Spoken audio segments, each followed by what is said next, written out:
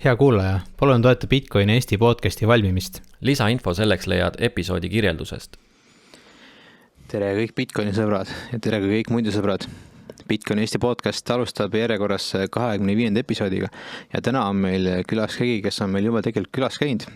Ja täna on meil külas Risto Rossar ja Risto on üpriski hästi kursis sellega, mida teeb siuke vend nagu Michael Saylor. Nii et täna on meil teemaks tema ja tema ettevõtte MicroStrategy. Jah, mõtlesime, et pühendame terve episoodi sellele, et kuidas Michael Saylor Bitcoini kokku ostab. Aga Risto kohta ütleks veel nii palju, et kes meid on pikemalt kuulanud, teab, et Risto käis meil ka eelmise aasta kevadel saates, et kes tahab rohkem kuulda, millega Risto ise tegeleb, siis võib kuulata sealt järgi selle episoodi. See oli märtsikuus 2023. Aga ma arvan, et ega pikema sissejuhatuseta võimegi alustada peale, et äkki ennem, kui me päris MicroStrategy juurde lähme, et räägime korraks, et kes on siis Michael Saylor üldse, et ma saan aru, Risto, sa oled päris palju kodutööd teinud sellel teemal, et sa oled ise ka vist siuke MicroStrategy pull nii-öelda, et siis kodutöö on tehtud sellel teemal, et võib-olla sa räägid siis sina, et kes see Michael Saylor päriselt on, et miks me tast räägime? Jah, me vist räägime tast suuresti sellepärast, et hetkel on ta siis tuntuks saanud kui Bitcoini evangelist ja võib-olla üks kuulsamaid ja sõnaosavamaid Bitcoini eestkõnelejaid, eks ole, Bitcoini maailmas. Ja mitte ainult Bitcoini maailmas, vaid ta käib ka kogu aeg televiisoris siis nagu sellest rääkimas. Ja tema lugu on siis nagu selline, et ta on ka hariselt insener, eks ole, ta on vist aerodünautika või mis selle nimi on, aeronautika vist. Aeronautika insener MIT lõpetanud ja ta on olnud siis pikka aega ettevõtja, tehnoloogia ettevõtja, asutanud sellise ettevõtte nagu MicroStrategy, mis siis enne, kui ta Bitcoini maailma sukeldus, endiselt teeb ka seda praegu, teeb siis nagu andmehaldustarkvara, eks ole, mis ta oli väga edukas IT-ettevõtte ja samuti on ta võib-olla nagu ka kuulsust kogunud visionärina või ta kirjutas raamatu Mobile Wave, eks ole, siis kui mobiiltehnoloogia tuli turule, siis ta nagu nägi väga hästi ette, kuidas see hakkab maailma mõjutama, et kui nagu kuulata tema intervjuusi sellest perioodist, siis nagu, see nagu tagantjärgi tundub see nagu, ütleme siis, üsna ilmselge, mis ta räägib, aga sel hetkel tema nagu siuke pulss või tunnetus, kuhu maailm liigub, kuidas tehnoloogia maailma muudab, on ajalooliselt olnud nagu päris hea, võiks nagu nii öelda. Ja kuna ta on insener, eks ole, siis ta on ka selles nagu Bitcoini uuringutes läinud ikka nagu hästi sügavale sisse, eks ole, ta mitte ainult ei kauple ja ei räägi lugusi, vaid ta on ikka nagu müstilises koguses kodutööd ära teinud selle selgeks tegemiseks. Et see on siis Michael Saylori enda lugu, et jah, võib-olla siis tema tutvustamiseks. Ja mulle tundub ka, et ta tunnetab päris hästi neid tehnoloogilisi trende siis nii-öelda, et kuhu maailm liikumas on ja täpselt ja nagu sa mainisid, see Mobile Wave on ju, et jah, tollel ajal tegelikult ju enamik inimesi veel ei osanud ette näha, et kuhu see mobiilitehnoloogia tegelikult välja jõuab ja et tänaseks on meil tõesti põhimõtteliselt igal inimesel on mobiiltaskus ja sellega saad kõik tööga ära teha juba mobiiliga, et nagu see on. Ja see nagu kontrastiks, ma just kuulasin iluti, mis Steve Ballmer alves, kui see Apple'i iPhone välja tuli, siis tema kommentaar oli midagi umbes sellist, et ilma nuppudeta klaviatuurid telefon, et see on täiesti mõttetu, eks ole. Microsoft ka keegi rääkis, et kui see iPhone välja tuli, siis põhimõtteliselt nad pidasid vist seda iPhone'i matuseid. Ei, Microsoft tegi oma selle Windows Phone'i, ja siis, kui see välja tuli, siis nad pidasid iPhone'i matuseid, aga tegelikult läks niimoodi, et see Windows Phone on nüüd surnud. Ja siis samast ajast on see nagu Michael Saylor oli vist mingisugune visiooniline intervjuu, kus ta nagu räägib, kuidas see kõik nagu võidab ja kuidas just nimelt selline ärimudel, eks ole, tuleb võitjana välja, eks ole. Et jah, selles mõttes nagu tagantjärgi on tore nagu vaadata, kuidas siis nagu erinevad juhid on maailma trendidele pihta saanud või mitte pihta saanud, eks ole. Kas see nüüd annab alust arvata, et ta Bitcoini trendile hästi pihta saab, võiks öelda, et võib-olla siis natuke annab. Suurendab tõenäosust pisut. Tagasi vaadata, siis viimane 4 aastat on ta päris hästi pihta sellele trendile saanud, on ju, et selles suhtes küll, jah. Aga jah, et see MicroStrategy, jah, ta oli ju selle .com buumi all käis ka päris kõrgel see aktsiahind seal ära, et siis oli muidugi täielikult mullis see aktsiahind ja siis ta Michael Saylor jällegi justkui tembeldati jällegi lõpuks looseriks, kui see .comi crash nii-öelda ära käis, aga jah. Ja see oli korralik kukkumine sealt.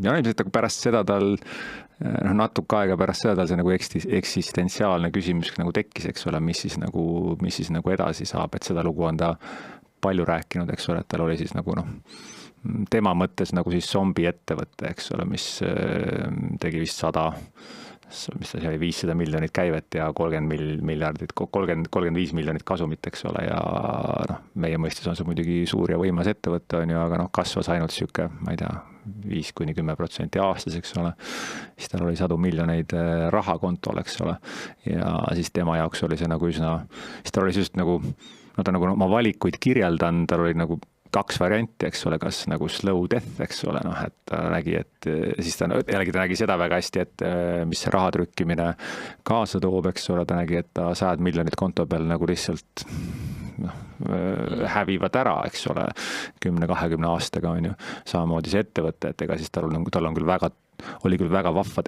siis senimaani MicroStrategy tarkvara on hea, aga jälle, kui sa mõtled nagu samme ette, et kas see nagu ärihardus tarkvara on see nagu, mis on alles ka 30 aasta pärast, ütleme, et see on arvestatavad riskid, et konkurents tuleb ja sisuliselt see cash cow, mis tal nagu oli, ta oli siis nagu 2 varianti, kas müü ettevõtte maha kellelegi, eks ole, siis sa hunnik raha, sama probleem, et mis ma siis selle rahaga teen, see sulab käest ära, on ju, või siis hoia seda ettevõtet ja nagu sure nagu põhimõtteliselt aeglaselt, eks ole.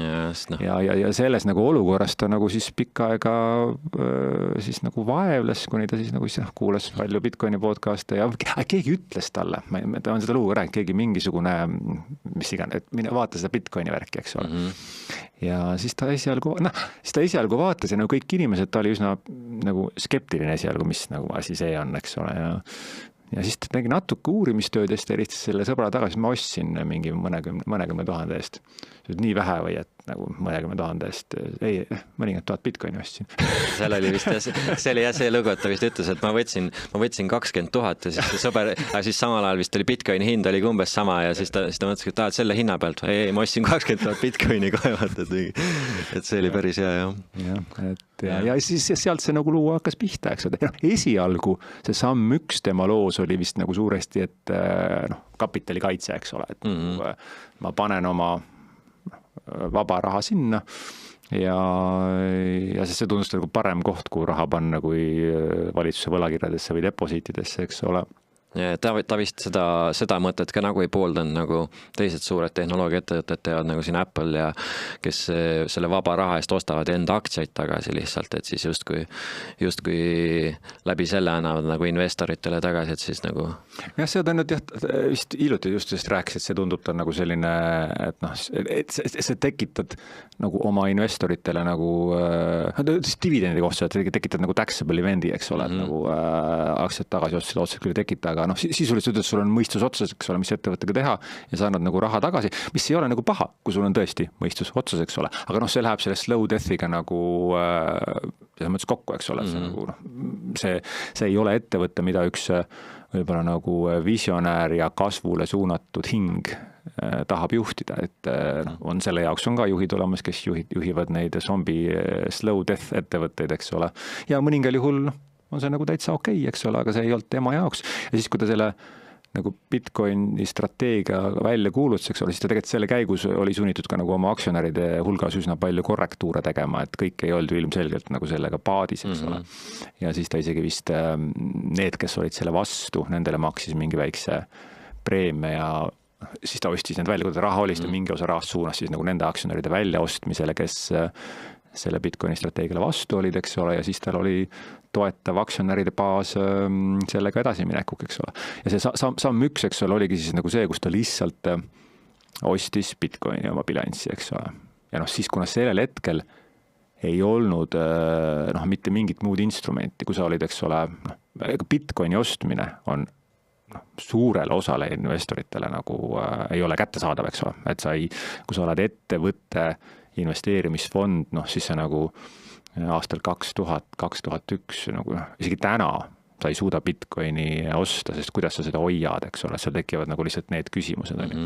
Siis lihtsalt nagu MicroStrategy aktsia oli nagu muutus, eks ole, proxiks, eks ole, et see, kus sa tahtsid Bitcoini riski ja tulu suhet saada, siis kõik ostsid MicroStrategy aktsiat, eks ole, ja siis ta nagu selle tulemusena ta aktsia ainult tõusis, ta õnnestus veel raha tõsta ja siis nagu mõne aja pärast nagu ta selle tehnoloogia äriväärtus, eks ole, moodustas juba nagu kaduv väikse osa kogu ta market capitalizationist, eks ole, et kuskil on see tehnoloogia äriväärtus on ta kuskil miljardi kandis, eks ole, et täna on ta vähest 100 miljardit, täna see kogu tehnoloogia äri on siis nagu 1% kogu ta ettevõtte väärtusest. Nüüd kui ta see oli 2001 nagu 2020 ikka, mitte 2020 alustas, siis ma ei tea, mis suhe oli, siis natuke suurem on ju, aga ikkagi, eks ole, et ta peamine osa ettevõtte väärtusest oli juba siis see nagu see bilansis olev Bitcoin, eks ole. Et see oli nagu samm üks ja sellega ta nagu tõmbas oma loo nagu, siis ta rääkis palju Bitcoinist, eks ole, et täna on ta juba selles mõttes juba siis nagu järgmise sammu teinud oma arengus on ju, aga juba see samm üks tegelikult, et ta lihtsalt on Bitcoini proxy olnud, kui nüüd vaadata, eks ole, ma just vaatasin siin huvitavad numbrid välja, et kui võrrelda nagu, mis on üldse kõige Nvidia, eks ole, kõik teavad, et see on kõige paremini performima aktsia üldse olnud, eks ole, et sellest hetkest, kui võtame see aasta 2020, millal siis MicroStrategy Bitcoini standardile siis üle läks, eks ole, siis Nvidia on tõusnud sealt 1100%, eks ole, MicroStrategy on tõusnud üle 3000%, eks, MicroStrategy on nagu 3 korda paremat tootlust teinud, kui siis enamus investorite jaoks nagu ülisuper tootluse teinud Nvidia, eks ole. Paneme siia kõrvale nagu Tesla on, mis on ka väga, see on tema 252, Google on 128, ta on nagu, ma ei tea, 10 korda kiiremini kasvanud kui Tesla, eks ole, ja mitukümmend korda kiiremini kui Google, eks ole, ja see nagu ei jää lõpuks märkamata. Tahaks siia kõrvalmärkusena veel seda öelda, et sa küll mainisid on ju, et see tarkvara pool selle ettevõttest on nagu selle Bitcoini hunniku kõrval väga väike, aga samas see on siiski selline hea oluline asi seal, et see toodab seda positiivset cash flow'd, millega ta siis tegelikult teenindab neid laene, mida ta on võtnud, on ju, et millel on intressikulu juures, et siis nagu siis see on nagu selle jaoks väga hea kindlustus, et nagu see maksab seda laenu tal ilusti ära. Nii ja naa, tegelikult seda laenu teenindamist kui sellist traditsionaalses mõttes ei ole, eks ole. Jah, viimasel ajal mitte, aga tal nagu varasemalt on ikkagi andnud seal mingi 1%-ga ja mingid selliseid laene ka välja. Põhimõtteliselt 30 miljonit, eks tänaks 30 miljonit aastas, mis ta kasumit teenib, sest tarkvararist on see on nagu väike ümardusviga. Nagu alguses oli see nagu üsna oluline. Täna see muutub juba, mida kaugemale ta selle Bitcoini strateegiaga läheb, et siis see on juba üsna kommiraha, eks ole, aga jah, ütleme, kui seda alguse hetke vaatasid, loomulikult, kui sul on nagu siuke rahavoog tuleb peale, eks ole, see esimese hetkes nagu vähendas kindlasti seda riskitaset, eks ole, et isegi kui midagi peaks juhtuma, siis nagu sealt oli see back-up plaan oli seal nagu olemas, eks ole. Et jah. Ja mis see tema see Bitcoini strateegia on siis? Jah, see on võib-olla nagu kõige huvitavam osa sellest asjast, et kui mina seda MicroStrategy esimest korda ostsin, siis minu nagu tees oli ka üsna nagu lihtne, eks ole, et sel hetkel oli see Bitcoin nagu seal karuturus, eks ole, ja MicroStrategy kauples seal kuskil nagu 0,5 korda net asset value. Net asset value on siis nagu see, et kui palju tal Bitcoini bilansis on, mis siis täna on, eks ole, siis see kuskil 48 miljardi eest vist, eks ole, et kui ta turukapitalisatsioon on 100, no siis ta kaupleb, eks ole, 2 korda kõrgema hinnaga, kui tema bilansis olev Bitcoini väärtus. Okay. Nüüd, kui see net asset value ratio oli siis nagu 0,5, siis nagu siis kui täna oleks ratio 0,5, siis ta peaks kuskil kauplema seal 24 miljardi juures, ehk siis nagu 4 korda madalama hinna juures, eks ole. Ja ilmselgelt, kuna tal on nagu laen, siis ta volatiilsus on suurem kui Bitcoini volatiilsus, eks ole. Ja minu esialgne lugu oligi see, et see oli 0,5, eks ole, ma arvasin, et see on turg, see ei ole nagu loogiline, et kui turu meelestatus on hästi nagu negatiivne, siis nagu MicroStrategy juba nagu ülemüüdud, oversold, eks ole, ja mõtlesin, et ju ta siis nagu tuleb tagasi. Ja kui ta 1 juurde läheb, siis ma müün maha ja ostan Bitcoini. See oli mu esialgne nagu tees, eks ole. Ja nüüd siis, kui me läheme selle Bitcoinist, kui ma nüüd lõpuks aru sain, ma arvan, et ma teaks, tema mõttes juba siis oli, mis ta tahab teha, aga siis ta ei olnud seda niimoodi nagu välja artikuleerinud. Nüüd tänases olukorras olen ma enda jaoks suutnud nagu juba selle ära põhjendada, et nagu 2 korda kõrgema net asset value kaubelda on väga odav. Et see on, ma arvan, et see ongi väga odav ja nüüd just nimelt põhjus on nagu selles, et see MicroStrategy ei ole täna enam kui lihtsalt nagu ETF või nagu viik, siis nagu rong, mis sõidutab nagu Bitcoini, eks, et sa ostad nagu, ta ei ole nagu Bitcoin proxy, vaid teda peaks pigem vaatama nagu, ma ei tea, panka või kindlustusseltsi, eks ole, kes omab teatud koguses kapitali. MicroStrategy puhul on see siis 48 miljardit, eks ole, dollarit, 430 000 Bitcoini ja nüüd selle rahaga tegelikult teenib raha juurde, on ju. Ja nüüd kuidas ta seda teeb, sellest aru saamine on üsna keeruline ja ma arvan, peame seda rääkima üsna aeglaselt ja 2 korda võib-olla. Et see ei ole nagu lihtne, ega mulle ei olnud ka nii, et kui ma seda esimest korda nagu kuulsin, ma nagu kohe nagu ära haakisin, et ma olen seda ikkagi nagu 10 korda kuulanud ja see lugu on selline, et ta kasutab selleks nagu 2 instrumenti, eks ole. Üks on pool on nagu sellest, et kuna see üks on nagu laenu pool, eks ta võimendab selle üles, eks siis ta müüb turule konverteeritavaid laene. Et kui sa nüüd vaatad siis ennast aktsionärina, siis sa ostad siis nagu mitte Bitcoini, kui MicroStrategy ise on olnud Bitcoin, ütleme, kaupleb tema jaoks nagu 60-60, eks ole, mis tähendab, et 60% aasta tootlust umbes ja 60% volatiilsus. See on nagu Bitcoin ise, see mootor, mis seal all on siis Bitcoin, mis on täna umbes selline. Perspektiivis loomulikult tootlus ja volatiilsus lähevad alla, kui ta suuremaks saab, aga täna on ta 60% aasta tootlus, 60% volatiilsus. MicroStrategy aktsia on seal kuskil võib-olla siis, ma ei tea, 100 ja 100. Ütleme 100% aasta tootlust ja 100% volatiilust. Ta on volatiilsem, eks ole, lühiajaliselt ja ta on ka suurema tootlusega. Nüüd, kuidas ta seda kõrgema aktsia tootluse saab, on selles nagu umbes samamoodi nagu kinnisvarafondid teevad, eks ole, et nad võtavad laenu. Et kui sa kinnisvara puhul sul, eks ole, on muidu tootlus on sul võib-olla 6-7%, vähem 4-6% aastas, aga mida kinnisvarafondid ja investorid teevad, võtavad sinna 50-60-80% laenu peale, laenuintress on madalam kui kinnisvara tootlus ja nad viivad selle tootluse kuskile 10, võib-olla 10 juurde, eks ole, 12 juurde. Nüüd MicroStrategy teeb sisuliselt täpselt sama asja, eks ole. Tal on tema puhul see nagu vara ei ole mitte kinnisvara, et tema vahel see vara on nagu Bitcoin. Ja siis ta võtab sinna laenu peale ja võimendab siis selle Bitcoini tootuse üles. Nüüd, ja siis esimene loogiline hirm on kohe, laen, õudselt suur risk, eks ole, ja kõike ju hoiatatakse selle eest nagu, et ära see jumalast laenu eest Bitcoini osta, et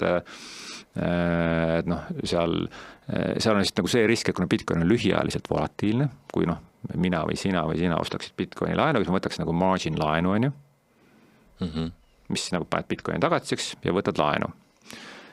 Siis nii kui see Bitcoin hind ühel ajahetkel läheb madalamaks kui sinu laenu jääk, eks ole, sind nagu likvideeritakse ära ja sa oled kõigest ilma. Sul on, kui ta 4-aastase perioodi, sul on vaja nagu 1 sekundit, kus see hind käiks nagu seal punktis ära ja sa oled kõigest ilma, eks ole. Nüüd MicroStrategy puhul seda riski põhimõtteliselt ei ole, et tal on seal vastas, eks ole, 4-5-aastased laenud. Ja isegi kui juhtub, see on nagu ebatõenäoline, et see juhtub, aga isegi kui see juhtub, eks ole, siis seal nagu see risk on põhimõtteliselt maha võetud. Et nagu meie sellist laenu, mida MicroStrategy võtab, ei saaks. See on 0%-ga täna. Ma ei imesta, kui järgmine tranš tuleb negatiivse intressiga. 4-aastane laen ja mis tegelikult konverteerib lõpuks nagu aktsiakapitali, eks ole. Ja nüüd miks see on, see laenu võtmine on, selle laenuga siis ta võimendab su nagu tootluse üles ja siis selle raha eest, mis ta laenu võtab, no mis ta sellest teeb? Ta ostab Bitcoini, eks ole. Ja nüüd see siis nagu tekitab selle, et see on nagu üks element. Ta kogu aeg võtab laenu juurde, ostab sellest Bitcoini, see suurendab Bitcoini hinda ka, annab mingi panuse sinna, eks ole. Ja aktsionärid saavad siis kogu aeg sellest nagu Bitcoini per aktsia juurde. Et aktsia kohta on ühesõnaga rohkem alati Bitcoini. Just, kui sul oli nagu, aasta alguses oli 100 aktsia kohta 100 Bitcoini suvalised numbrid, eks ole, siis aasta lõpuks on 100 aasta kohta näiteks 170 Bitcoini, eks ole. Et siis sa said 70% said Bitcoini juurde ja lisaks su aktsionärina sul on nagu 2 tootlust, eks ole, üks on siis see, et see Bitcoini hind tõuseb, sellega on see otseselt aktsia seoses nagu alusvara, kogu su oma kapital tõuseb. Ja teine pool on see, et sul tekib Bitcoini juurde per aktsia. Ja see on, eks ole, et need mõlemad nagu tegelikult suunatakse siis nagu aktsionäride tootluseks, eks ole. Ja lisaks sellele laenule. Aga ennem kui laenu juurest ära lähme, ma tahaks korra täpsustada, et see konverteeritav laen, see tähendab siis seda, et see, kes talle seda laenu annab, et tal on siis selle laenu lõppedes võimalik valida, kas ta võtab aktsiad või ta võtab selle laenu, siis laenuraha nii-öelda tagasi, mis ta maksis. Olen ma õigesti aru saanud? Täpselt, tal on, ja siis just täpselt väga õige, see ongi konverteeritava laenu mõte, eks ole, et laenu andjal on õigus, kas küsida laen tagasi või siis nagu võtta siis selle, ütleme, et sa andsid, ma ei tea, $1 000 eest sinna laenu, sa saad $1 000 eest saad MicroStrategy aktsiat 4 aasta pärast. Nüüd see hind, millega sa need aktsiaid osta saad, eks ole, ta on siuke laenu andmise hetkel on ta kuskil siuke 50% turuhinnast kõrgem, eks ole, et kui MicroStrategy aktsia oleks, ütleme näiteks siis nagu $100, eks ole, siis nagu 150, 155 on siis see aktsia hind, millega sina laenu andjana saaks siis nagu 4 aasta pärast seda ära konverteerida. See on siis juba varem laenulepingus tingimus nii-öelda määratletud. Täpselt, laenulepingus on kirjas, et see aktsia hind on nagu selline. Ja nüüd kui sa selle peale nagu mõtled, see on tegelikult kõikidele osapooltele väga hea. Mina nagu ütleme siis nagu aktsionärina. Põhimõtteliselt sel hetkel müüdi ju aktsiaid maha 55% kallima hinnaga, kui täna see kaob. See raha tuleb kõik ettevõttesse 55% kallima hinnaga, mis niikuinii kaupleb 2 korda NAV, eks ole. Mis võtsime täna siis raha sisse üle 3-4 korda see Bitcoini väärtus ja selle eest ostetakse Bitcoini.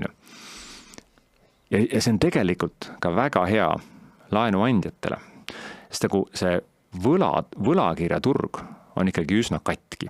Et kui täna mõtled selle peale, et 60%, tänu selle 40-60 kuulsele portfelli teooriale, 60% kogu maailma varast istub täna võlakirjades depositides, mis on negatiivse reaaltootlusega. See on nagu üsna suur probleem ja seal on nii palju raha ja need fondijuhid nagu lihtsalt kribelevad selle üle, et kust tootlust saada. See tootlust ei ole. Tootlus on negatiivne. Reaaltootlus on täna negatiivne ja reaaltootluse väljavaade see inflatsioon ei ole siin meil väga palju langev fenomen, eks ole, on samuti negatiivne. Ja sellest hakatakse nagu aru saama ja kõik need võlakirjafondid ja võlakirjafondid võivad investeerida ainult võlakirjadesse. On suured fondid, mille ainuke mandaat on osta võlakirju. Ja siis tuleb sulle Michael Saylor, kes ütleb, et nii, mul on sulle selline pakkumine, et intressi ei ole. Aga nende puhul see mandaat on see, et nad peavad võlakirja investor ei tohi nagu põhiosa kaotada. See, kas ta nagu intress on 0,1, 0 või 25, seal on tema mängumaa. Aga tema ei tohi põhiosast ilma jääda, sest võlakiri on nagu olemuselt selline, et põhiosa peab tagasi tulema. Loomulikult seal on krediidirisk, eks ole, kui ettevõte või USA valitsus läheb pankrotti, et nad krediidiriski nad aksepteerivad, eks ole, nad investeerivad ju ettevõtete võlakirjadesse kogu aeg, eks ole. Ja siis nagu Michael Saylori pakkumine on siis selline, et põhiosa on kaitstud. Intressi sa põhimõtteliselt ei saa, aga vaata, minu aktsiahind on tõusnud kogu aeg 100% aastas. Nüüd 4 aastaga mu aktsiahind tõuseb kindlasti, ma ei tea, kindlasti suure tõenäosusega 4, 5, 6 korda. Kui sa täna saad selle 55% preemiaga selle aktsia osta, sa tegelikult paned siit, eks ole, omale 20% aasta tootlust lukku.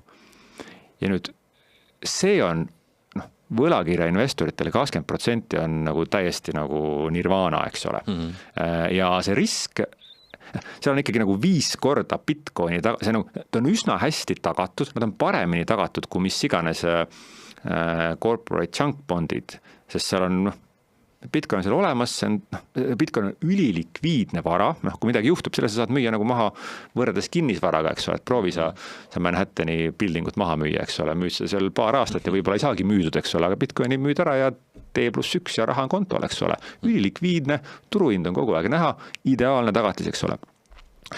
Ja selles mõttes ta läheb nagu, võtab sealt võlakirja turult praegu seda raha niimoodi, et ja siin juba spekuleeritakse äkki järgmine transs tehakse negatiivse intressi, sellepärast see on nii atraktiivne pakkumine, eks ole. Ja siis on see nagu, kuidas on see arusaadav see jutt praegu nii enam-vähem või?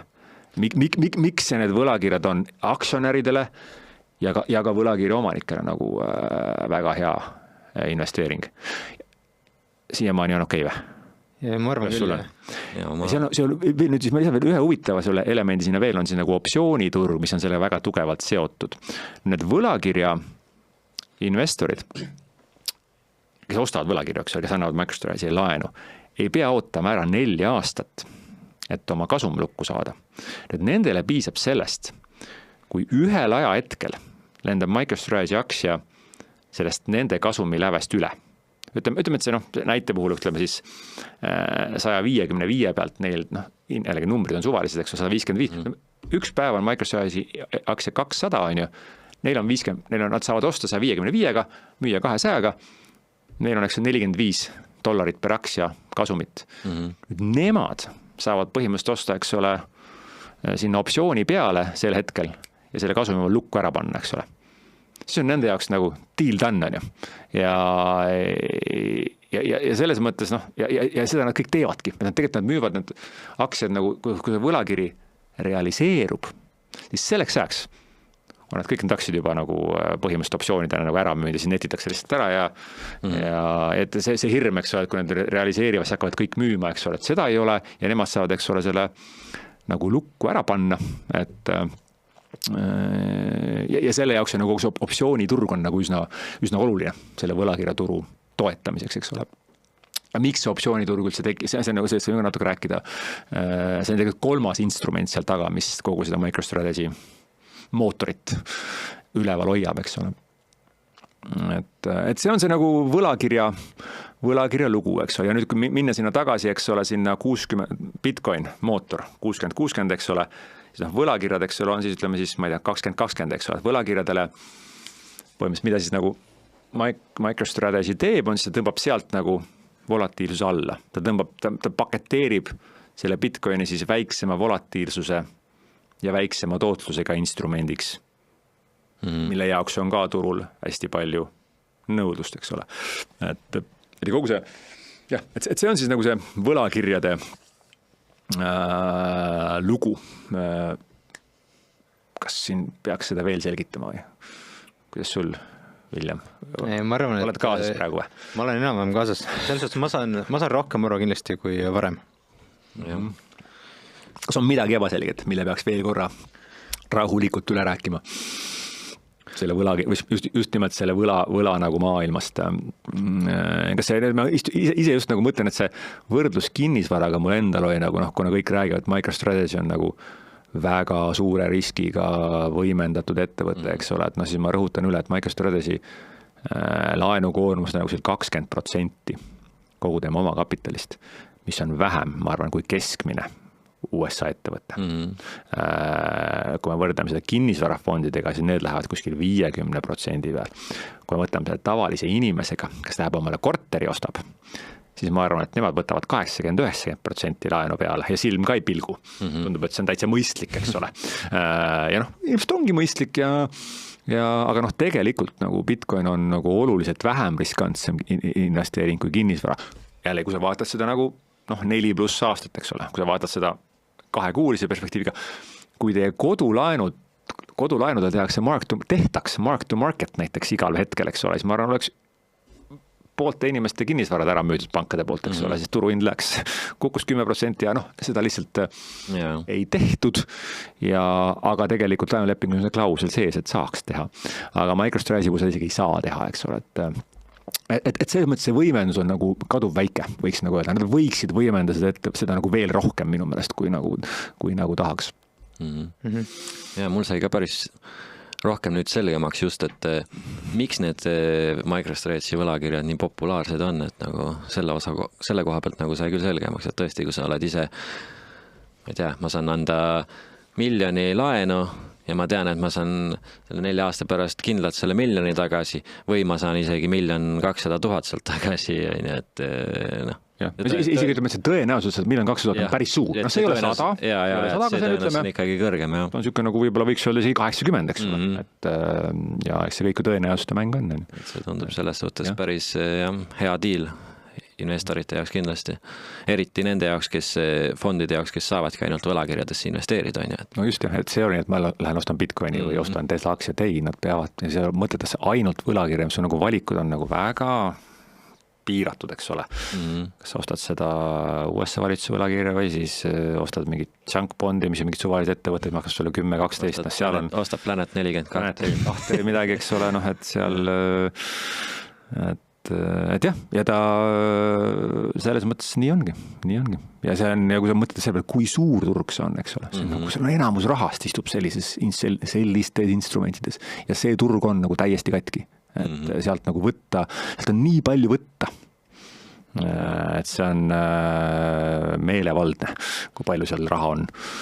Ja kui ongi, kui vaadata veel nüüd seda, et kui likviidne turg on ju Bitcoini turg, et siis täpselt, et isegi kui midagi läheb seal aia taha, siis nagu selle Bitcoini saab nii kiiresti teha rahaks ja ikkagi enamus võlausaldajad saavad ikkagi oma raha tegelikult tagasi igal juhul sealt, et nagu, et see on peaaegu riskivaba on. Jah, et kui selline asi kui riskivaba üldse nagu eksisteerib, siis kui nagu mina mõtleks, et see senimaani on riskivaba intressimäär on nagu siis sümbol olnud USA valitsuse võlakiri, aga ma arvan, et me ei ole kaugel sellest, kui me ütleme, et nagu Bitcoiniga tagatud võlakirjad on riskivaba võlakiri, see on küsimus nagu millise tagatise määra sa võtad, eks ole, aga sest kui mina nagu mõtlen ennast, panen ennast laenuandja rolli ja mul on võimalik anda kuskile laenu niimoodi, et see on näiteks 80% üle tagatud Bitcoiniga. See oleks, mina vist mõtleks, et see oleks kõige riskivabam laen, mis üldse saab olla. See on nagu, Bitcoini hind peab kukkuma 80%, ma panen väikse marginaali, 70%, mis on veel 10% ruumi see ära realiseerida ja ma laen tagasi kutsuda, noh, seal põhimõtteliselt riski ei eksisteeri. See risk eksisteerib ainult siis, kui see nagu noh, Bitcoin, kus see laenusumma on nagu nii suur, et sa selle nagu 10% realiseerimisega mõjutaksid turgu rohkem kui 10% on ju. Aga noh, enam likviidsemat turgu kui, või siiski ütleme siiski võlakirjaturg on täna veel suurema likviidsem, eks ole. Aga seega nagu muutub, kui me mõtleme nagu 5-10 aastat ette, siis nagu Bitcoini turg on nagu nii suur, eks ole, ta on kindlasti kullast mööda läinud, eks ole, seal seda nagu sügavust on nii palju, et seal nagu sisuliselt seda likviidsusriski enam ei ole, nii et minu jaoks see perspektiiv, et Bitcoiniga tagatud võlakirjad on riskivaba tulumäära nagu siis uus definitsioon, ma arvan, on väga, väga reaalne. Jah, sest ma mõtlen, et kas või selle peale, et kui Saylor Bitcoini ostma hakkas, siis ta rääkis, et nad põhimõtteliselt said päevas osta kuskil 35-40 miljoni eest, ilma et nad väga palju turgu mõjutaks. Ja siis nüüd just hiljuti siin paar nädalat tagasi kuulasin ühte intervjuud Sayloriga, siis ta ütles, et nüüd nad ostavad 200 miljonit tunnis Bitcoini nagu.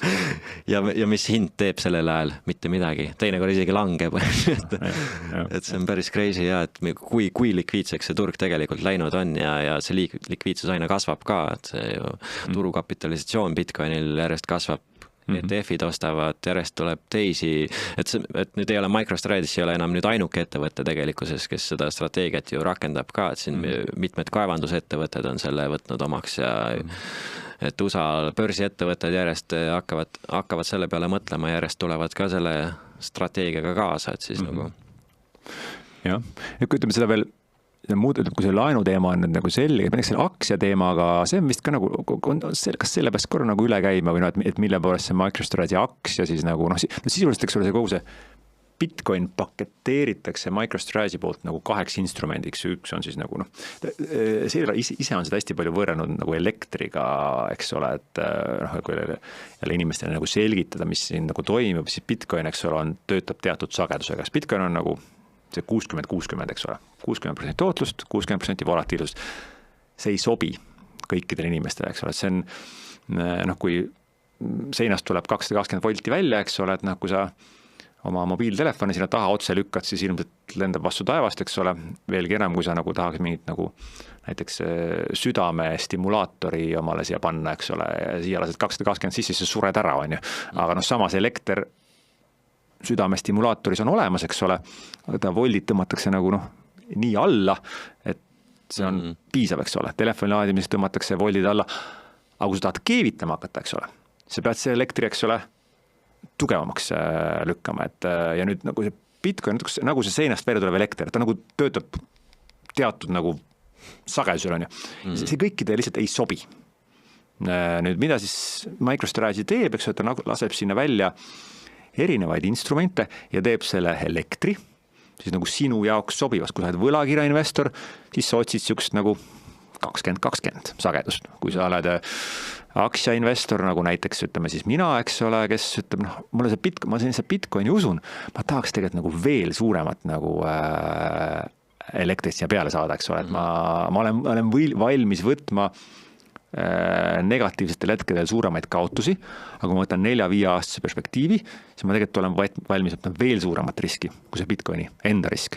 Minule on siis see MicroStrategy aktsia, eks ole, selleks sobiv instrument, see minu tõstetakse nagu volditatakse vähe kõrgemaks, eks ole, ja seda siis tehakse nagu noh, riske juhtides niimoodi, et see on nagu piisav, eks ole, ja sellega eks ole, tehakse Bitcoin kui nagu see süda seal kätte saadavaks paljudele teistele investoritele, eks ole.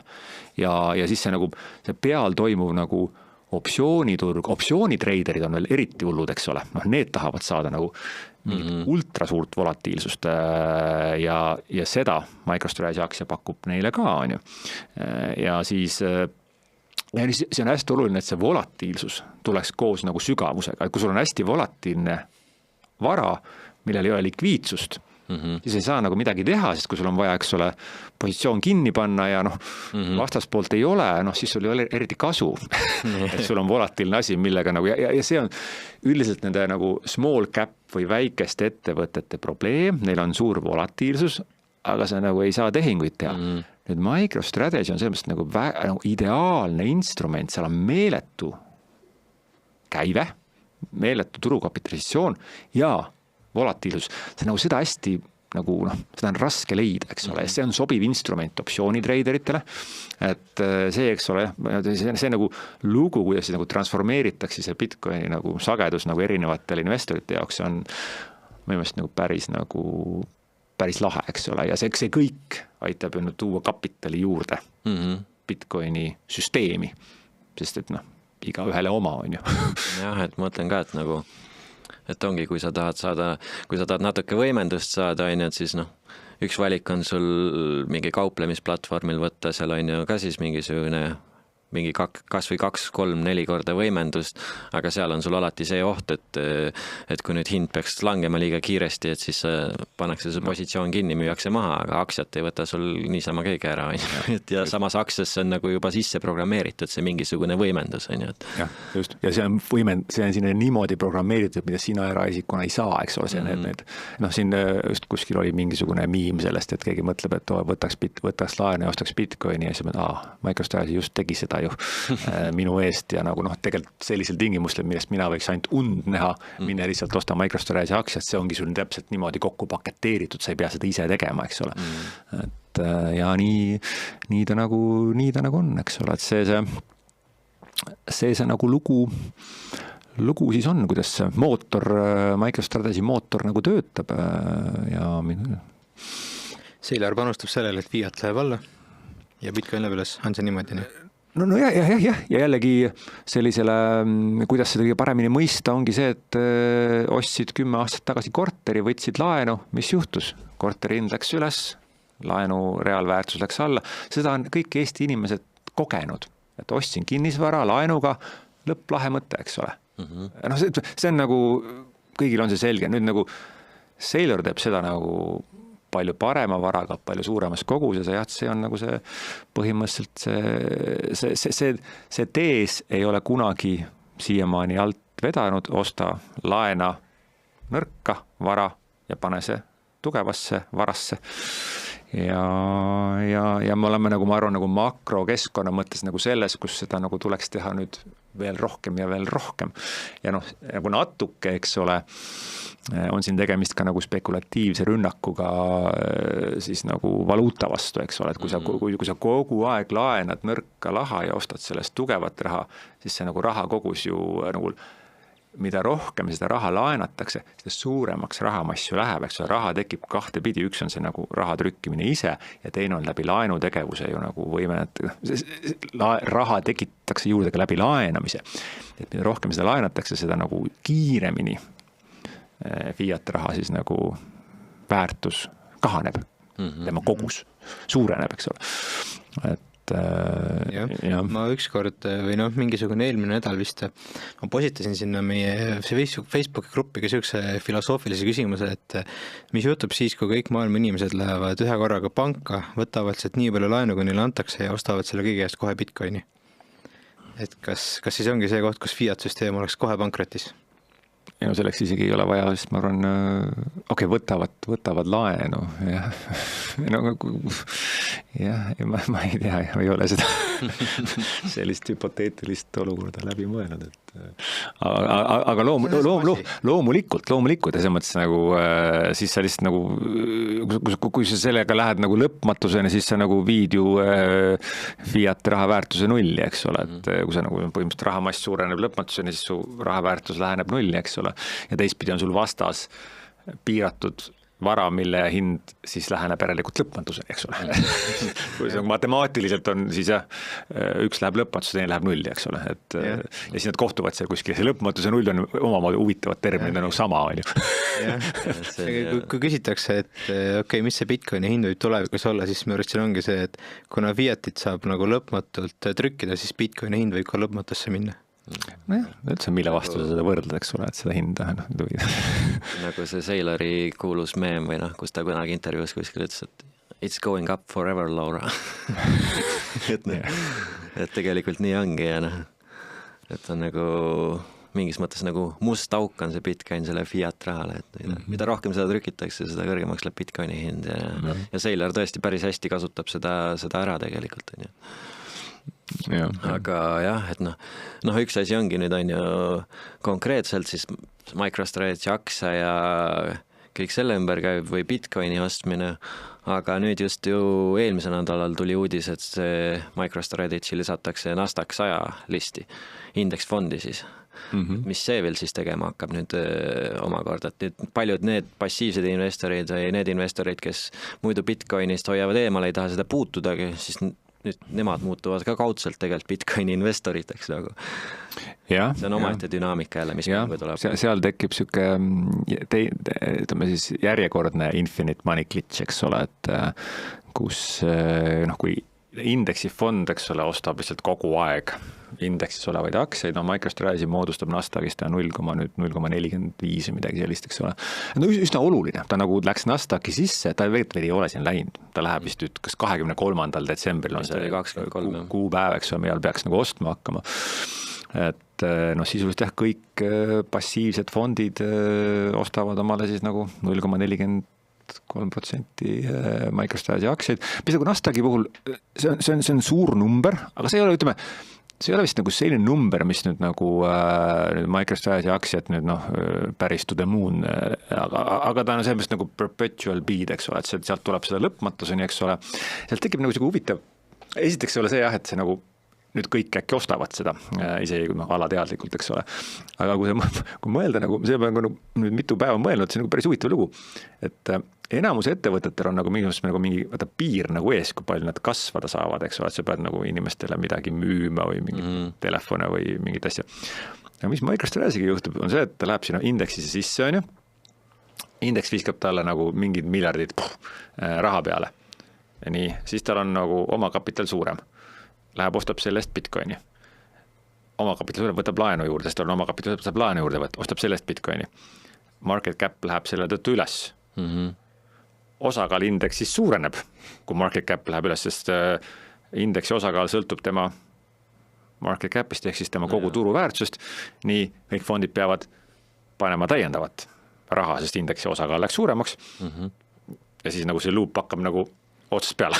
Ja siis ta põhimõtteliselt nagu matemaatiliselt peaks ketrama nagu nii kaua, kui nii ta on nagu 100% indeksis, mis küll ei ole ilmselt nagu päris nagu ütleme, ju ta sinna ei lähe, ju seal indeksitel on ka tegelikult ilmselt mingid nagu valemid on ju. Ja siis seal on see muutuja veel juures, et kui Bitcoini hind läheb üles, siis läheb tavaliselt MicroStrategy aktsia hind üles ja siis see lisaks siis nagu jah, uute Bitcoini ostmisele nagu mõjutab seda ka Bitcoini hind ise on ju, et loomulikult see nagu, seal neid, see nagu üks väga oluline, seal on nagu need, see on siis nagu, mis annab selle aktsia baasile täiendavat raha juurde ja toob lihtsalt suures koguses siis nagu passiivsete investorite raha juurde ja mingis mõttes tõmbab ka seda volatiilsust alla, sest see ei ole see raha, mis nagu vaatab, et nüüd on hind kõrgem, et müün, et seal nagu ta on, kogu see turg täna, eks ole, ETF-id, nüüd need indeksifondid on sellised, kes nagu seal mingit müüki kui sellist, see on osta ja hoia, eks ole. Ja siis järgmine suur asi on, eks ole, Standard & Poor's 500, eks ole.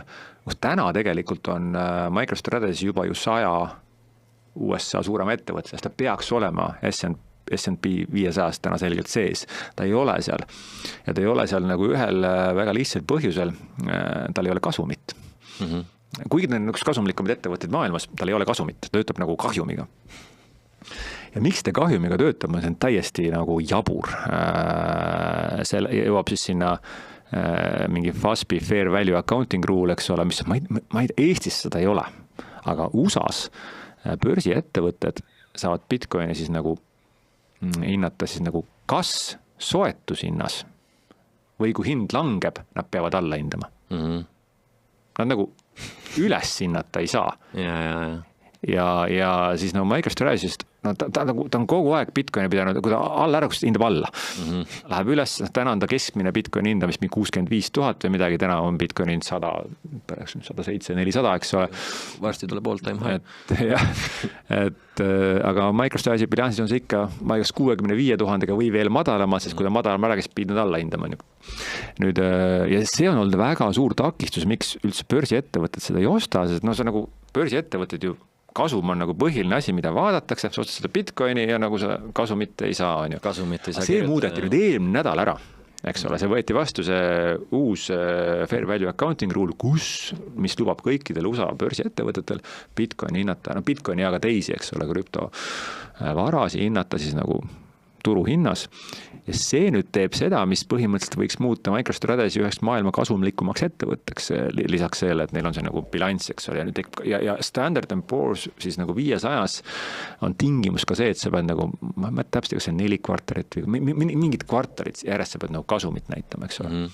No seega nagu ei tohiks olla enam suuri takistusi, et järgmine aasta ta on ka SP500 sees, noh, mis on nagu ju palju suurem indeks kui Nasdaq, ja seal tekib nagu järgmine laine, eks ole, passiivsete investorite raha, mis sinna tulema hakkab, on ju. Et selles mõttes see indeksite asi on, ma arvan, üks süke, seda on võrreldud ka nagu Trooja hobusega, eks ole, kus nagu need sõdurid viivad Bitcoini selle hobusega sinna indeksifondide Trooja linna ja siis seal hakatakse lammutama.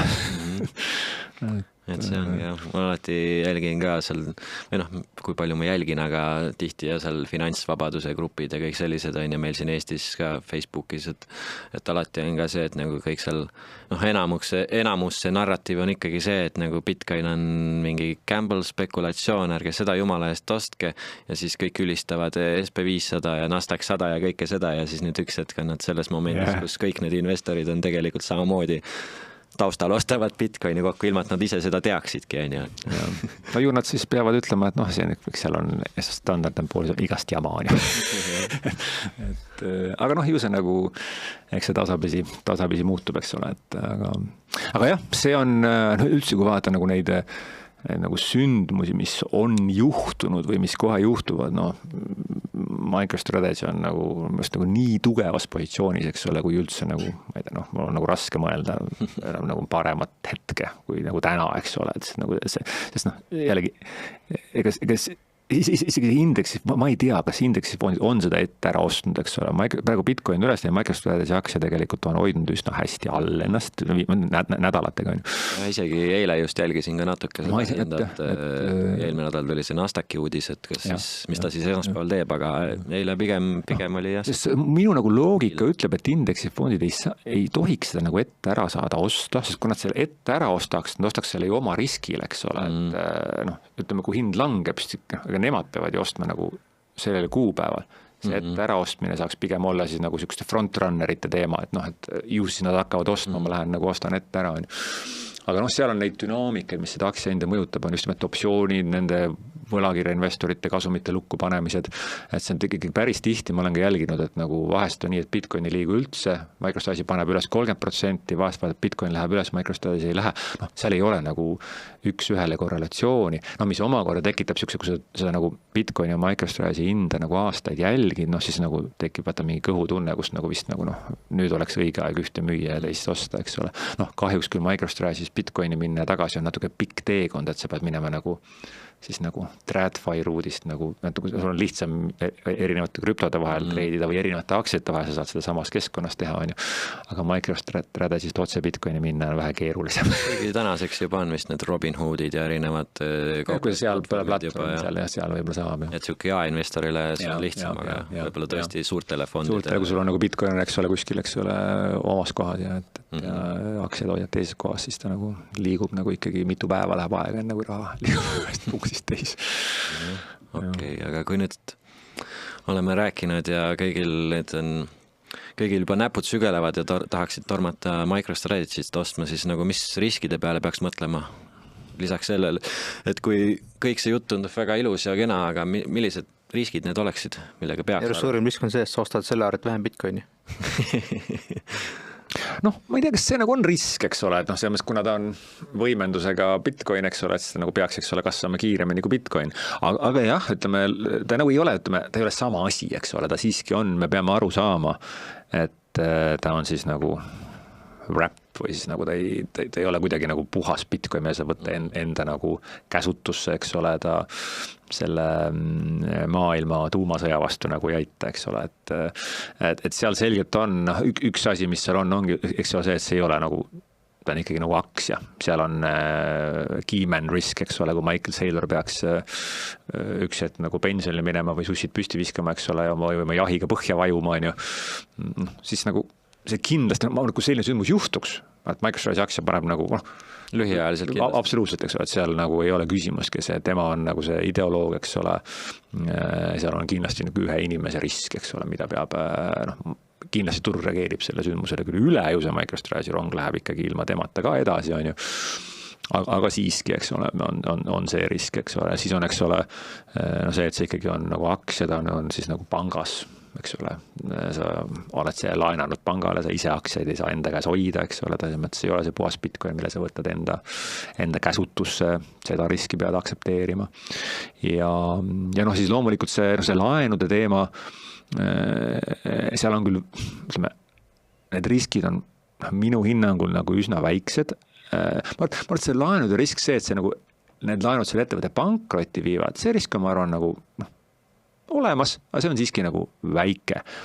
Aga loomulikult, kui Bitcoin indeks tuleb, kukub 50-60%, seal võib tekkida mingite laenutranšidega, mingid olukorrad, eks ole, kus nad peavad natukene, kui MicroStrategy natukene juba Bitcoini müüb, ma arvan, et see nagu tekitab mingisuguse olukorra, saadab mingi signaali nüüd maailm kukub kokku, eks ole, et küll jällegi ratsionaalselt, ta ostab nagu nii palju, kui ta peaks nagu mingil põhjusel müüma 0,5% Bitcoinist, et mingit laenu teenida, ma arvan, et siis nagu Twitter nagu freaks out, eks ole, et ma arvan, ja siis saab vist nagu lühiajaliselt, kui sa omad MicroStrategy aktsiat, sa saad nagu pihta, eks sa näed jälle, kaotasid, eks ole, ma arvan, nagu need on need riskid. Ja üldse kogu see aktsia volatiilsus, kui te tahate MicroStrategy't osta, siis nagu ostke seda järge, seda hinda vaadake, sellepärast see tekitab teil nagu, kuna Bitcoini hind on juba enamus inimestele talumatult volatiilne, siis MicroStrategy, see korruta see veel 2-ga, on ju, et ta siin mingi hetk oli 550, ta on 408, eks ole,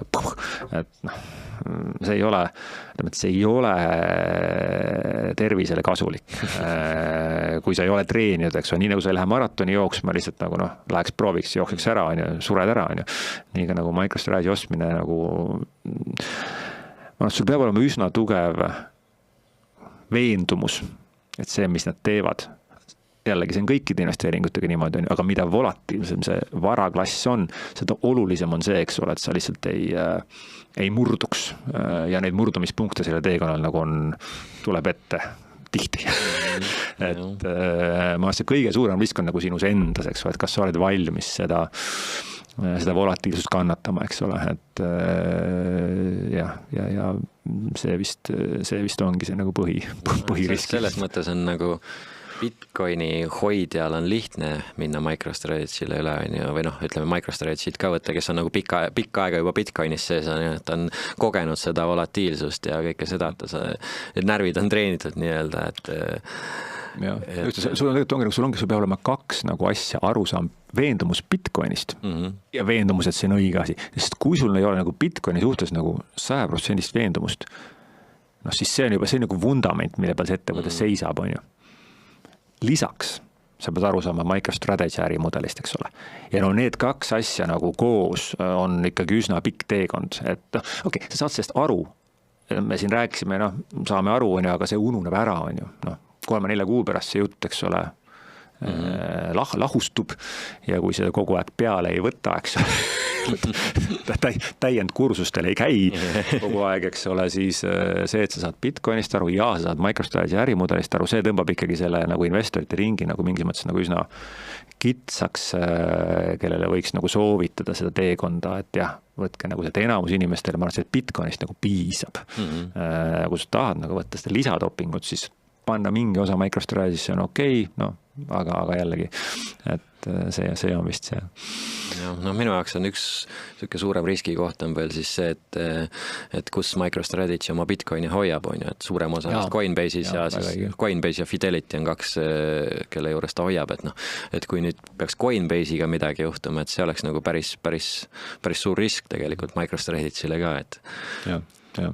Kas custodial risk see on, see on ETF-idel täpselt sama, eks ole, et ja absoluutselt, et see tegelikult taandub nagu selle, et see seal on, eks ole, Microsoft ise ja custody, eks ole, et see on, see on võib-olla jällegi, see võib-olla ei ole, ta on risk, ta on üsna väikse tõenäosusega realiseeru risk, eks ole, aga seda riski, see on umbes samasugune risk, kui sa raha pangas hoida, eks ole, see on ka nagu, eks ole, see panga risk, eks ole, kas see pank sellega hakkama saada, aga Bitcoin on loomulikult nagu see honeypot, kuhu nagu ta rünnatakse seda Coinbase'i, ma arvan, et see on nagu päris nagu suur. Üritan mõelda selle üle, et nagu miks see nii on, et miks näiteks MicroStrategy ei tee mingit oma Bitcoini safe'i nii-öelda, kus nad siis hoiaksid ise oma võtmeid ja kuna nad ikkagi on tehnoloogia ettevõtte, on ju, nad peaksid suutma päris hea lahenduse välja mõelda, et ma ei tea, kas Saylor ei ole otseselt kuskil sellest rääkinud ka või keegi ei ole talt küsinud, vähemalt nii palju, kui mina kuulanud olen teda rääkimas, et see on nagu huvitav, et paljud Bitcoini podcastidki, kus ta käinud on, siis nagu väga ei ole seda teemaks tulnud, et huvitav.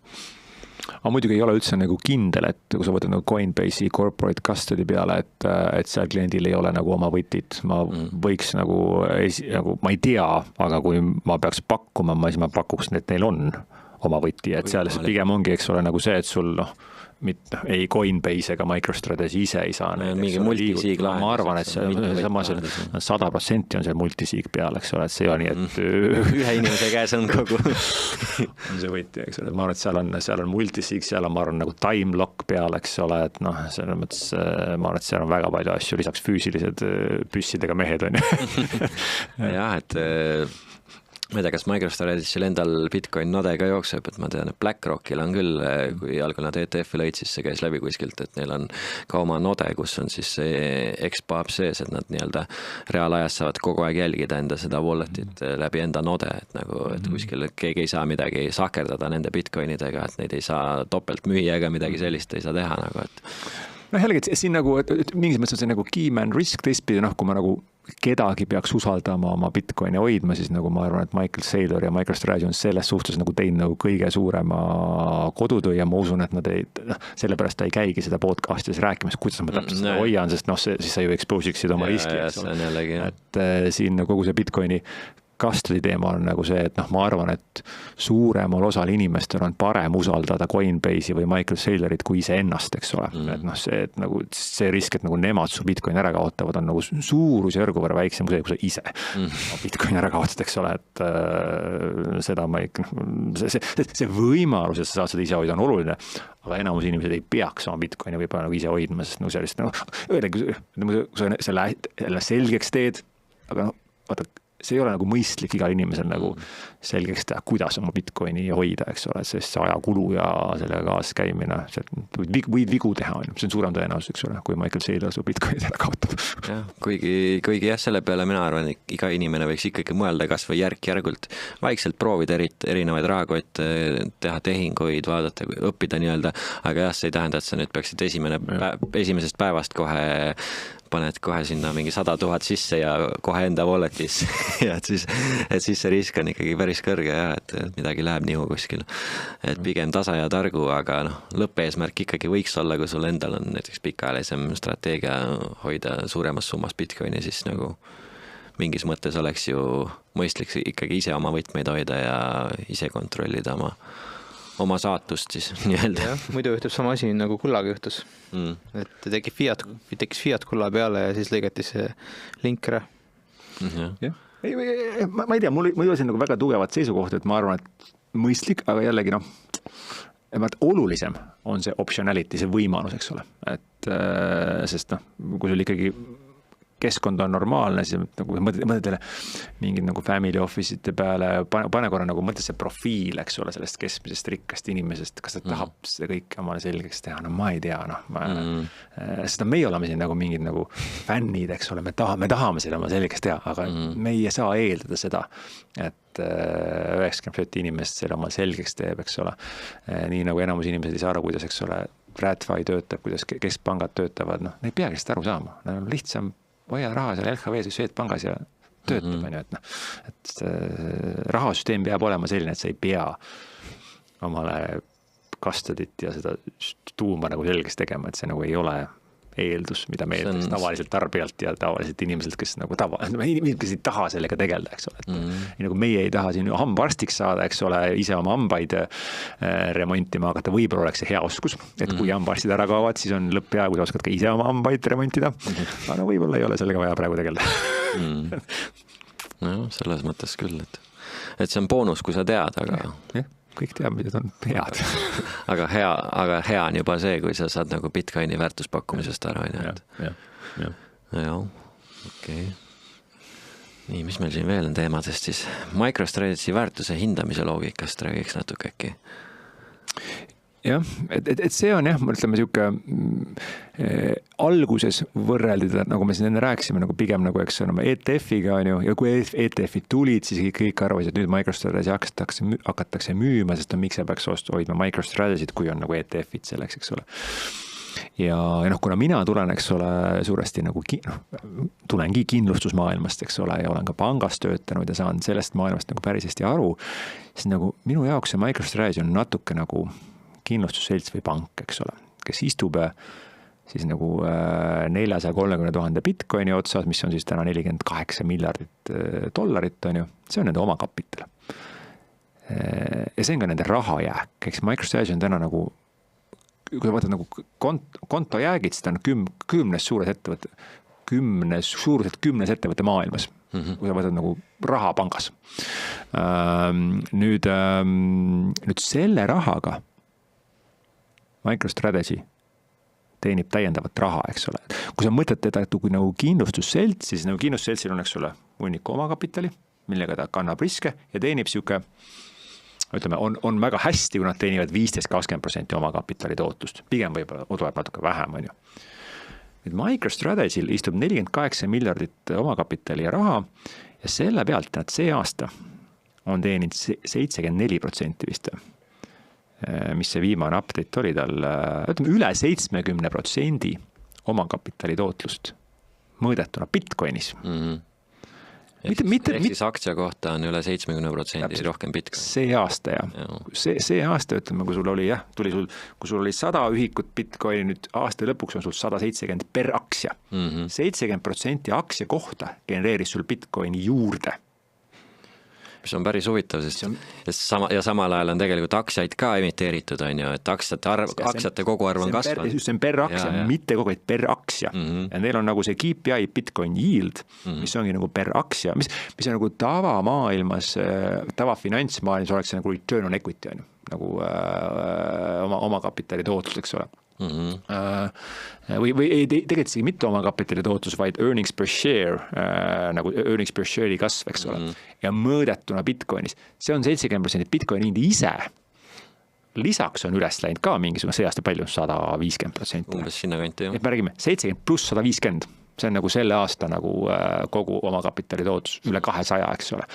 Et see on ettevõte, mis teenib teeb 70-200% omakapitali tootlust ja kasvab 500% aastas. Kui sa mõtled seda nagu pangaks, kui sul oleks selline pank, mis töötaks omakapitali tootlusega 70 või 200%, kasvaks 500% aastas. Ja siis sa mõtled, see ettevõte, MicroStrategy täna on väärt 100 miljardit, eks ole. Ta kaupleb ainult 2 korda book value.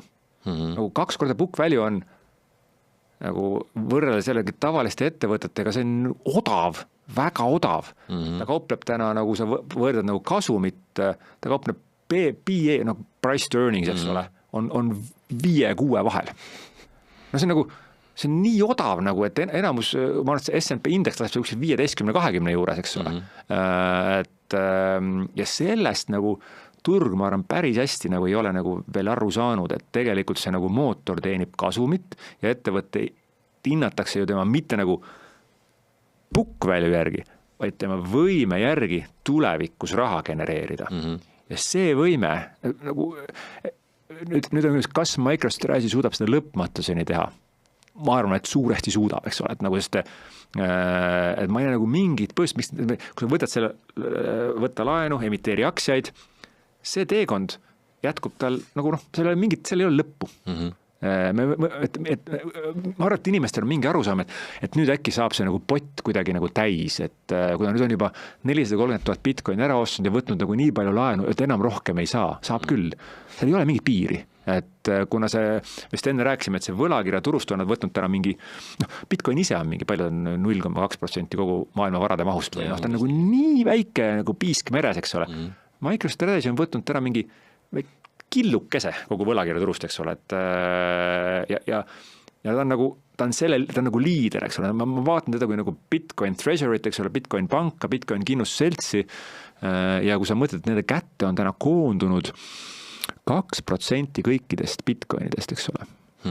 Reaalselt Bitcoin ei ole 21 miljonit, pigem on need 15 miljonit, mis nagu on alles jäänud, eks ole. Selle järgi vaadates nagu 3% kogu maailma Bitcoini reservist.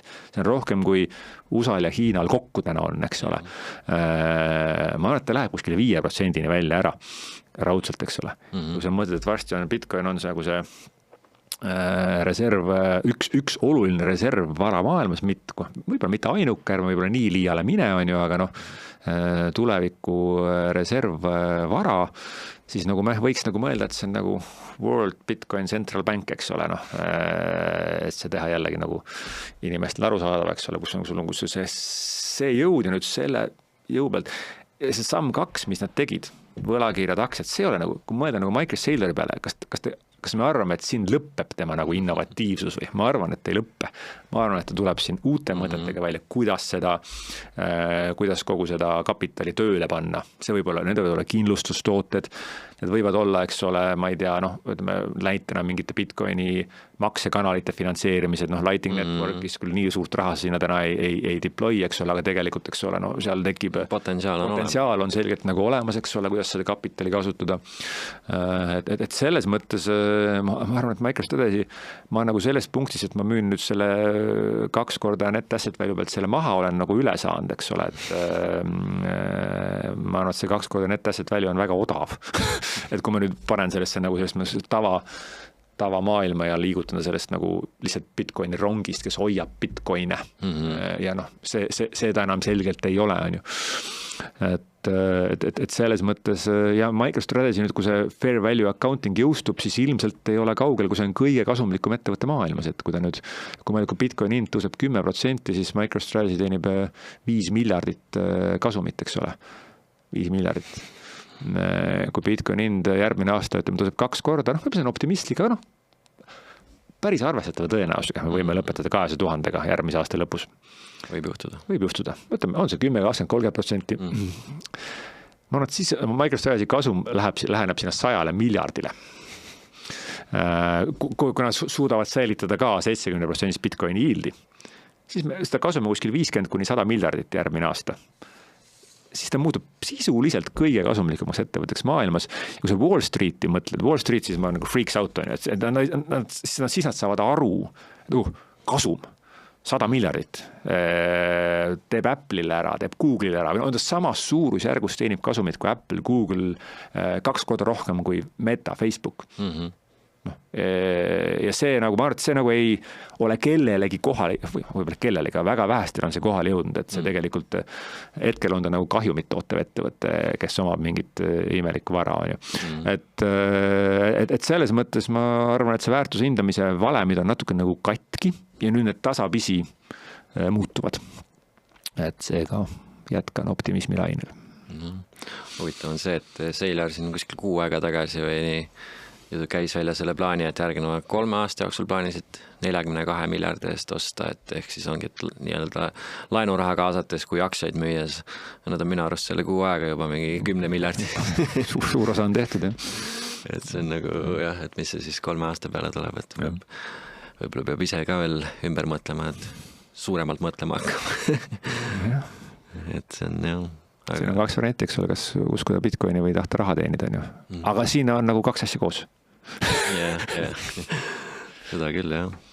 Ja huvitav ongi see, et nüüd oli ju Microsofti aktsionäride seas oli hääletus, et kas nad peaksid mõtlema Bitcoini lisamisele oma treasury'sse nii-öelda ja seal vist oli alla 1% investoritest oli selle poolt, on ju, et huvitav, kuna see juhtub, kui lõpuks Microsofti investorid jõuavad ka sinna maale. Hind on nende jaoks veel liiga madal, eks.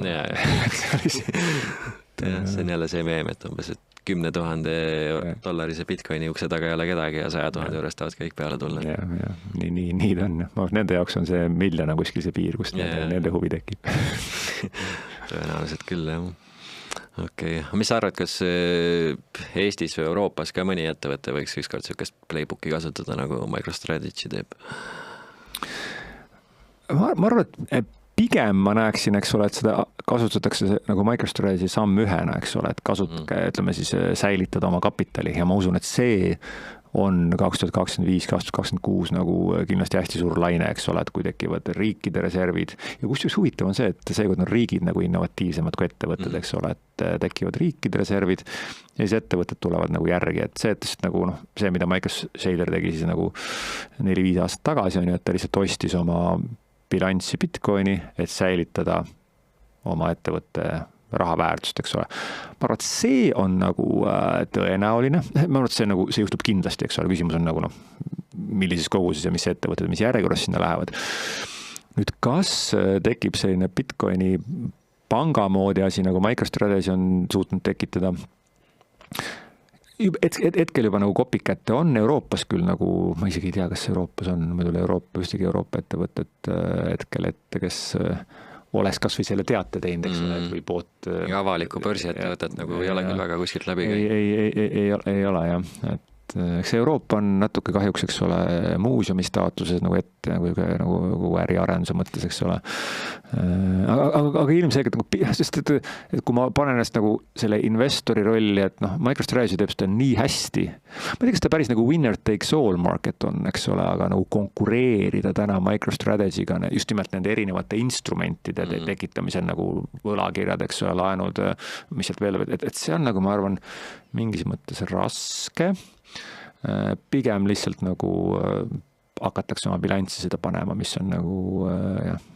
Aga ma ei tea, et võib-olla ma võiks nagu mõelda, et nagu pigem pangad võiks mingi hetk, kui mõelda, kes hakkab seda MicroStrategy lugu nagu kopeerima, siis kui ma oleks pank ja Euroopa finantsinspektsioonid ei oleks nii tugevalt Bitcoini vastased ja ei teeks mulle telefonikõne pärast seda mõtled, et kuule Risto, ära tee seda, siis ma vist nagu pangana, vaata mul on ma istun kapitali otsas, eks ole, mul on vaja sellele tootlust leida, nende instrumentide välja kirjutamine tootluse mõttes, ma arvan, oleks päris huvitav, et kui sa oled see tavaline ettevõte, nagu Harju Elekter Eestis, eks ole, mis ongi tore kasulik ettevõte, kas tema nüüd peaks hakkama kommenteeritavaid laene välja laskma ja Bitcoini ostma, siis ma ütleks, et nagu seda know-how'd seal võib-olla vaata ei ole, eks ole, ja et mingil kujul need instrumendid kindlasti nagu tekivad ka Euroopas, aga ma ei tea, kust nad tulevad, eks ole, Bitcoin backed loan, ma arvan, et need siia tekivad kindlasti 50-aastase viitega USA järel, kui me sellel ajal siin veel elus oleme, oleme. Jah, sa mainisid korra seda, et riikide strateegilised Bitcoini reservid hakkavad vaikselt tekkima. Et see jutt on päris aktuaalne praegu, et just tänu sellele, et USA selle teema tekitas, nüüd on iga nädal tuleb mõni riik jälle välja, et kus nagu arutatakse seda teemat vähemalt, et nagu see on ka päris huvitav ja tõesti, see on tõesti üllatav, et nagu praegu on riikides käib isegi rohkem see diskussioon kui nagu mingitest avalikes ettevõtetes. Päris huvitav, ja siis veel nagu Saylori juurde selle teemaga tagasi tulles, ma ei tea, ilmselt te nägite seda tema ettepanekut, eks ole, et dump the gold and buy Bitcoin, eks ole, et see on nagu tegelikult jällegi lihtne ja geniaalne asi, et miks ne riigid istuvad selle kulla hunniku otsas, eks ole, eelmise sajandi vara, müüs ära ja osta Bitcoini ja mine digitaalsesse säästusse, eks ole, jällegi sa pead kõike maha müüma, 10-20%, eks ole, et kui sa nagu, ma arvan, nagu geniaalne mõte ja lisaks ta läksti sinnamaani välja, ütles, et sellega sa ju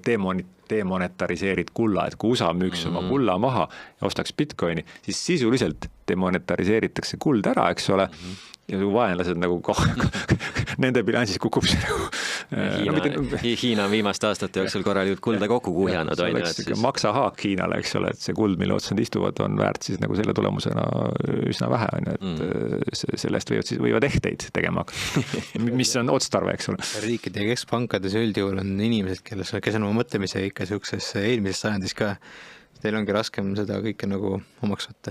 no nagu ka enamus ettevõtete juhtkonnas, eks ole, nii on. Aga võib-olla see mingis mõttes on see, et see rong ju liigubki aeglaselt, eks ole, et ja siis see on võib-olla ka hea. See on okei, eks ole, et see ongi nagu siis meie eelis, et liiga vara kohale jõuad, siis võib-olla ei jõua ära oodata, eks ole, aga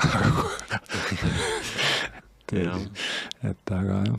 See üle pika aja mingis mõttes nagu siuke nagu retail-turg, kes viitsib kodutööd teha, on nagu sa näed, et nagu turg liigub, aga sa näed, et need riigid liiguvad nii aeglaselt, et sa jõuad nagu aegluubis neid front-runnida, eks ole. Põhimõtteliselt see nagu, see nagu igal pool arutatakse, nagu ei ole nagu raske prognoosi, et kui USA selle ära teeb, see teevad ka teised, see, mis 2025 juhtuma hakkab, no ma ei tea, jällegi miski ei ole 100%, eks ole, aga no see on ikkagi nagu üsna nagu seinale kirjutatud, eks ole, mis siin riikidega toimuma hakkab. Noh, siin jah, muidugi võib juhtuda, et tuleb tõesti mingisugune nii-öelda musta luige sündmus jälle, kus ongi, et täielikult maailmakord keeratakse pahupidi, et aga selliseid asju keegi ette ei näe ja hetke väljavaadete järgi tundub küll, et nagu 2025 võiks ikkagi väga-väga bullish olla Bitcoinile. Eks see must luik paneb sulle, eks ole, kõikidele teistele investeeringutele samamoodi pihta, eks ole, see Bitcoin saab pihta kõige kiiremini ja võib-olla kõige valusamat, aga kui sul on aktsiaid või muid asju, siis need saavad ka pihta, eks ole. Et selles mõttes alati sul on nagu see küsimus, et kus sa pihta saad vähem. Jah, et tuleb oodata vähem. Esimene nagu selline punkt on 20. jaanuar, et kuna siis Trump peaks valitsusse saama, et siis näha see kinnitus ära saada, et ta ikkagi lastakse sinna valitsema. Või et teda enne maha ei lasta. Et tänases maailmas on kõik võimalik. Polymarkets ma juba ammu vaadanud, aga mis ta nagu inauguration ood ei olnud nagu 100, see oli ikka seal vist mingi 80-90, mis nagu see vahe põhimõtteliselt oligi nagu mahalaskmist tõenäosus vist. 10% turust eeldab, et Trump lastakse maha. Põhimõtteliselt küll. Hull maailm, kus elame ikka. Aga ma ei tea, ma arvan, et võime vaikselt hakata otsi kokku tõmbama. Tundub, et sai ära räägitud kõik, jah? Jah, et tänud Risto, et oled natuke rohkem kodutööd teinud MicroStrategy suhtes ja olid jälle nõus siia tulema rääkima meiega ja eks siis peame sind kunagi jälle tagasi kutsuma, kui mõni uus teema, kui Sailori 3. samm on nagu selge. Selge. Aga jaa, tänud kuulamast ja tegelikult ma tahtsin veel, Risto, sulle anda natukene sõna ka, et ma saan aru, et te olete mingisuguse uue kindlustusettevõttega valmis saanud või oled sa kuidagi seotud? Kas tahad natuke reklaami ka teha endale või enda? Jah, mulle küll loeti sõnad peale, et paluks Bitcoini podcastis mitte väga kindlustusest rääkida, sest ütleme nii, et Eesti Finantsinspektsioon teatavasti ei ole väga Bitcoini ja krüptosõbralik, aga üldiselt on jah, kuna ma olen kindlustusmaailmas, eks ole, siis jah, lisaks siis nagu tarkvaraärile olen ma nüüd ka investor kindlustusseltsis Elama, eks ole, mis on endine hinges aga ma ei ole selle ettevõttega nagu selles mõttes tegevjuhtimisega nõukogu mõttes nagu seotud, ma olen seal osanik, ma olen selle ettevõtte arengule kaasa aidanud, eks ole. Ja absoluutselt, et seal nagu ma arvan, et see on väga lahe kindlustusselts, sealt tasub kindlustust osta, juba ümber pööratud siis nagu vana, see on nagu huvitav lugu, mis nagu on Bitcoiniga nagu isegi natuke samastuv, et see hinges kindlustus, mis ära osteti, oli nagu, see oli nii arhailine kindlustusselts, et kui see juhtkond sinna sisse jalutas, siis olid seal faksiaparaadid ja mingid muud sellised huvitavad kogemused, eks ole, et seal tehnoloogiat ei eksisteerinud. Põhimõtteliselt, eks ole. Ja nüüd on see, ma arvan, üks Eesti poole aastaga on see muudetud Eesti üheks nagu, ma arvan, et tehnoloogiliselt kõige innovatiivsemaks kindlustusseltsiks ja see teekond nagu jätkub, et seal on lahe Eesti juhtkond, motiveeritud Eesti omanikud, David on sinna, eks ole, meie kullasõbrad, eks ole, ongi nagu huvitav, Bitcoini ja kulla siis investorid on külg-külvega kuidagi koos otsustanud investeerida kindlustusseltsi, mida ei Bitcoini ja kulla inimesed otseselt ei juhi, eks ole, aga me elame kaasa ja ma arvan, et sellest tuleb üks lahe ettevõtmine.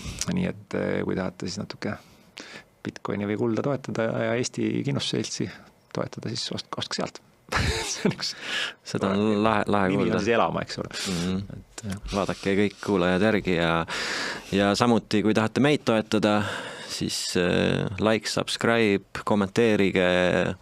Meil on olemas Spotify, YouTube, TikToki kanal on olemas. Instagram on ka kuidagi hingitseb. Tegelikult ma lisan siin ikka neid videosid, aga siin ei tule miskipärast üldse vaatamise, ei tea miks.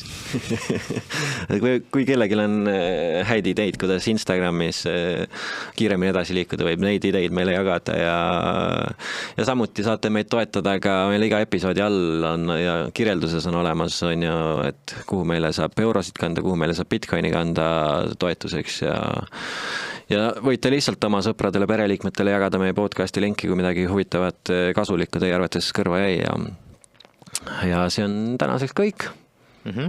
Tšau! Tšau! Tšau!